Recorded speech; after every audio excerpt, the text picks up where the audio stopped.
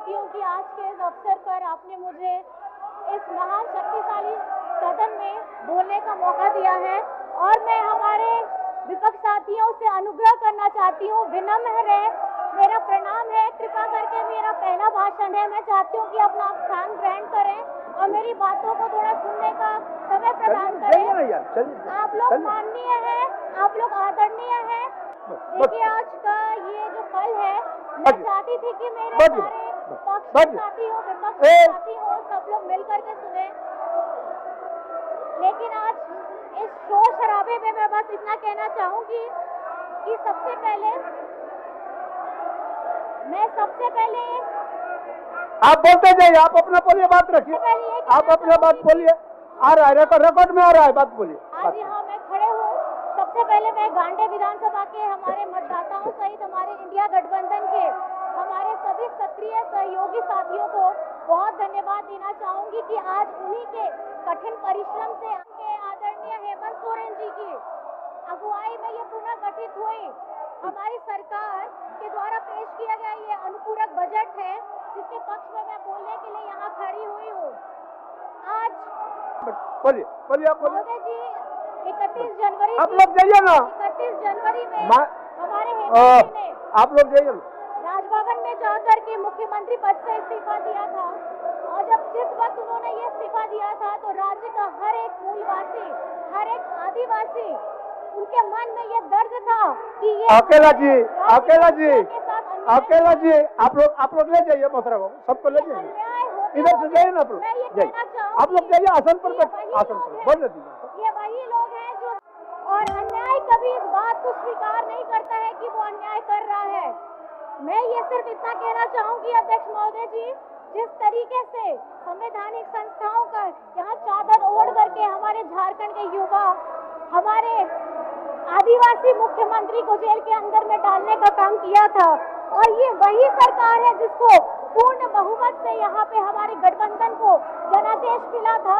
आज इन लोगों के संवैधानिक पदों में जो लोग बैठे हुए हैं हमारे मुख्यमंत्री को जेल में डाल रहे हैं और आज ये बात करते हैं, यहाँ पर में परेशान करते हैं, अपनी बातों को बोल रहे हैं। मैं ये सभी से बीच में आप लोगों से ये कहना चाहती हूँ कि कृपा करके अगर आप अपना यहाँ पे हल्ला भी करना चाहते तो कृपया मेरी बातों को जरूर सुन लीजिएगा, उसके बाद अपनी बातें अब जरूर रखिएगा। साथ में मैं ये कहना चाहूंगी कि जिस वक्त हम लोग हमारे आदरणीय चंपई चाचा जी के पक्ष में विश्वास मत में हम लोग यहाँ पर में आए थे और हमारे नेताजी ने कहा था कि संस्थानों की कार्रवाई भेदभावपूर्ण है, इनके पास मेरे खिलाफ कोई साक्ष्य नहीं है, मैं फिर वापस आऊंगा और अब की बार ज्यादा ताकतवर होकर आऊंगा और आज ये हमारे बीच में है, बैठे हुए हैं। माननीय महोदय जी, मैं ये कहना चाहती हूँ कि जब न्यायालय का फैसला आया और न्यायालय के फैसलों के बाद हमारे लोकतंत्र के सभी स्तंभों में उनके स्थिति की चर्चा होनी चाहिए। मैं ये कहना चाहूंगी कि हेमंत जी पर लगे महज सिर्फ आरोप पर विचारकों को अपने चैनल पर ये आमंत्रित करने वाले लोग, समाचार पत्रों में पहले पन्ने पर अपने विचार को छापने वाले लोग आज चुप है। आदिवासी पर भद्दी टिप्पणी करने वाले लोग जस के तस अपना खाना परोसने में लगे हुए हैं। आखिर एक सुर में जय जय की झूठी बात बोलने वाले लोगों को आज जवाब कौन देने वाला है? मेरा आपसे यही रहेगा माननीय महोदय जी, सच अब सबके सामने में है। भाषण देकर के हम जनता का आशीर्वाद नहीं ले सकते हैं। माननीय महोदय जी, समाचार चैनल पर शोर करके या किसी एजेंसी के हमारे दोषपूर्ण कार्रवाई को हम किसी जन नेता का भविष्य तय नहीं कर सकते हैं। अध्यक्ष महोदय जी, मैं ये कहना चाहूंगी कि हमारे सहस्त्र बाहु एनडीए के लोगों को ये समझना होगा कि ये झारखंड है, यहाँ पर मैं गुजरात की बात करके झूठा सपना दिखा करके आप वोट नहीं मांग सकते हैं। यहाँ हम काम पर वोट मांगते हैं और आज यहाँ हर एक व्यक्ति हेमंत जी के साथ में खड़ा है।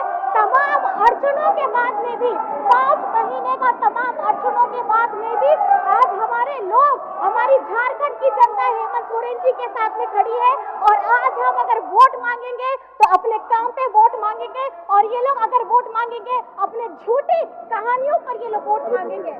आज हमारी झारखंडी सरकार, झारखंडी सरकार हमारी बेटियों को पर्याप्त शिक्षा पहले ले जाइए इन लोगों को, पहले हाउस को ऑर्डर में लाइए, ये सुनिश्चित करने के ऑर्डर में बाद लाइए लोग। हर पहले महिला आपका दायित्व है, घर चलाने नेता के लिए प्रतिपक्ष है, आपका दायित्व है, एक सहायता राशि सबको देने की बैठाइए, योजना लेकर के आ रही आसन है। पर बैठाइए। इसमें चल, कम बैठ। से कम ठीक। हमारे माननीय अब बोलने अध्यक्ष दीजिए, जी, अब बोलने दीजिए, बोलने। अध्यक्ष जी जब बोलने सवाल दीजिए, इतना आ बोलने ही दीजिए। गया है तो अध्यक्ष जी चलिए, मैं बोलिए। इतना पूछना चाहती हूँ कि सवाल तो आप लोगों से भी पूछा जाना चाहिए कि मणिपुर में जब आदिवासी महिलाओं का अपमान हो रहा था तब केंद्र की सरकार कहाँ थी?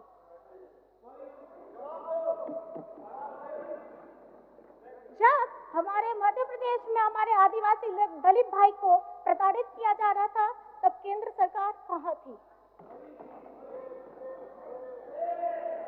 तो ये मेरा सवाल है कि जब आप हमारा आदिवासी धर्म कोड, हमारा पिछड़ों का आरक्षण, हमारे जितने भी यहाँ से नीतियाँ लागू होते हैं उनको वहाँ से इन्होंने आगे पास करने का काम नहीं किया है और आज ये हमारी आदिवासी संस्कृति सभ्यता की बात करते हैं। यहाँ जो अभी आते हैं आसाम से माननीय, उनको मैं बताना चाहूंगी कि वहाँ पर में असम में भी झारखंड के हमारे उराव, मुंडा आदिवासी के बहुत सारे लोग हैं। क्या आज इतने वर्षों से वो वहाँ रह रहे हैं, क्या उन्हें झारखंडियत का उनको सम्मान मिला है? उनको नहीं दिया गया है, लेकिन फिर भी ये बात करेंगे कि हमको आदिवासियों को बचाना है। कल मैं पूछना चाहती हूँ, कल एक पत्रकार ने मुझे पूछा कि मैडम आपको बहुत बहुत बधाई हो कि शीर्ष कोर्ट ने हेमंत जी के उच्च न्यायालय के निर्णय में मुहर लगा दी है। तो मैंने उनको सिर्फ यही सवाल पूछा कि सच की तो जीत हुई है, लेकिन मेरा सवाल हमेशा ये रहेगा कि हेमंत जी के 5 महीने कौन ला करके देगा? और ये बहुत बड़ा सवाल है। ये इसलिए सवाल है कि ये सरकार सिर्फ 5 महीने से पीड़ित नहीं रही है। 2019 का जब पूरा जनादेश मिला उसके बाद ही तुरंत बाद यहाँ पर में हमारे विपक्ष के बैठे साथी लोगों ने और इनके चादर ओढ़े, सफेद चादर ओढ़े संवैधानिक संस्थाओं ने जिस तरीके से झारखंड की सरकार को गिराने का काम किया है वो काफी दुर्भाग्यपूर्ण है और यहाँ पर में झारखंड इसको स्वीकार नहीं कर रही है। और हमारे झारखंडी के लोग जिस तरीके से आप लोगों को लोकसभा में जवाब दिया है, आने वाले विधानसभा चुनाव में भी आप लोगों को इसका करारा जवाब मिलने वाला है। और इस तरीके का हमारा ये अनुपूरक बजट पे मैं अब बात करना चाहती हूँ माननीय महोदय जी कि हम लोगों ने यहाँ पे गौ सेवा आयोग को मजबूत करने के लिए, बिजली सब्सिडी के मद को में राशि देने के लिए, शहरी क्षेत्र में आधारभूत ढांचा को बनाने के लिए, पंचायती राज संस्थानों को सहायता देने के लिए, मेगा लिफ्ट परियोजनाओं में को आगे बढ़ाने के लिए, मुख्यमंत्री रोजगार सृजन योजना में नए लोगों को जोड़ने के लिए और सर्वजन पेंशन योजना के क्रियान्वयन एवं राज्य में 21 से लेकर के 49 वर्ष की महिलाओं के लिए लाई जा रही महत्वाकांक्षी योजना जिसके तहत प्रत्येक महिला को 1000 रुपए दिए जाने का उनको प्रारंभ करने के लिए ये राशि की मांग प्रस्तुत की गई है। तो मेरा ये सवाल विपक्ष साथियों से ये रहेगा कि क्या आप यहाँ झारखंड के जन उपयोगी योजनाओं के खिलाफ है? क्या हमारे यहाँ की सर्वजन पेंशन की योजना के तहत मिल रही राशि के खिलाफ है? या क्या आप झारखंड मुख्यमंत्री मैया सम्मान योजना के खिलाफ है? अगर आप खिलाफ हैं तो आप हमारी महिलाओं के विकास के खिलाफ में हैं। अगर आप इन बातों के खिलाफ में हैं तो हमारे बुजुर्गों, गरीब, दलित, पिछड़ा, अल्पसंख्यक, हमारा गरीब गुरबा, तो आप इनके विकास के खिलाफ में हैं। मेरा सवाल सिर्फ इतना रहेगा। और माननीय महोदय जी, मैं सिर्फ इतना कहना चाहती हूँ, साथ ही साथ देखिए गरीबी, ये जो गरीब परिवार होता है, अगर कोई भी सरकार की गलत नीति आती है तो सबसे ज्यादा प्रभाव पड़ता है हमारे गरीब परिवार में, और अगर गरीब परिवार में पड़ता है तो सबसे ज्यादा पड़ता है हमारी महिलाओं में। एक महिला एक माँ के स्वरूप में अपने घर में अपने बाल बच्चों को पोस करके अपने सारे परिवारजनों को खिला करके अपने खुद काटती है। लेकिन अब मैं ये पूछना चाहती हूँ कि महंगाई का स्तर इतना बढ़ गया है, आज एक आम महिला अपने घर का पोषण कैसे करेगी? वो अपने बच्चों को खिला के, अपने परिवार को खिला करके भूखे पेट सोने पे ये विवश हो गई है, तो मैं ये कहना चाहती हूँ कि हमारी यहाँ झारखंड की सरकार, हमारी हेमंत सोरेन जी की सरकार, हमारी गठबंधन की सरकार ने हमारी बेटियों की पढ़ाई सुनिश्चित करने के लिए हमारे समाज की एक प्रखर समाज सुधारक है जो सावित्रीबाई फुले जी हैं, उनके नाम से किशोरी समृद्धि योजना चल रही है और इस योजना से हमारे झारखंड में 9 लाख बच्चियां इससे जुड़ी हुई हैं। और हमारी सरकार ने स्वयं सहायता समूह में जुड़े महिलाओं को पिछले सिर्फ 4 वर्षों में, मैं बताना चाहूंगी, पिछले सिर्फ 4 वर्षों में 8,000 करोड़ क्रेडिट लिंकेज उपलब्ध कराने का काम किया है, जो पिछली बार में एनडीए सरकार ने 5 वर्ष में सिर्फ 600 करोड़ का क्रेडिट लिंकेज दिया था। और मैं साथ ही बताना चाहती हूँ कि झारखंड में हमारी ये जो स्कीम चलेगी, इससे हमारी विधवा को पेंशन राशि को वे जो ये लाइन में लग करके खड़ी होकर के इंतजार करती थी, अब ये उनसे आजाद होने वाली है और एकल महिलाओं को भी इनसे सहारा मिलने वाला है।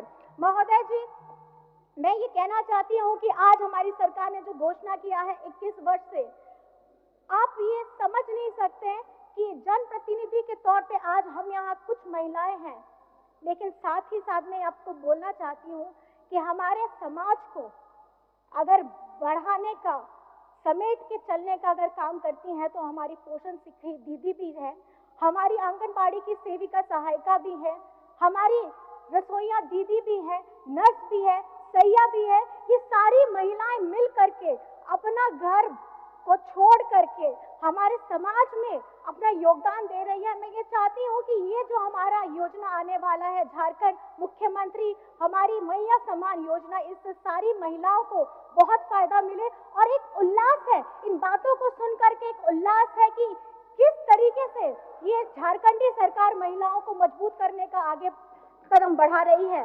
और बात जब कटौती की आती है तो कटौती की बात में मैं बताना चाहूंगी, कटौती का प्रस्ताव ये इनकी आदत का हिस्सा है, इसलिए क्योंकि मैं बताना चाहूंगी कि केंद्र में बैठी इन्हीं की सरकार पारा शिक्षकों को मिल रहे अल्प मानदेय में हर वर्ष कटौती करती है। केंद्र में बैठी इनकी ही सरकार पोषण सखी के पद में कटौती करते हुए उसे समाप्त कर दिया है। केंद्र में बैठी इन्हीं की सरकार ने हमारे झारखंड के हिस्से में गरीबों के लिए जो आवास था उसमें कटौती कर दिया है।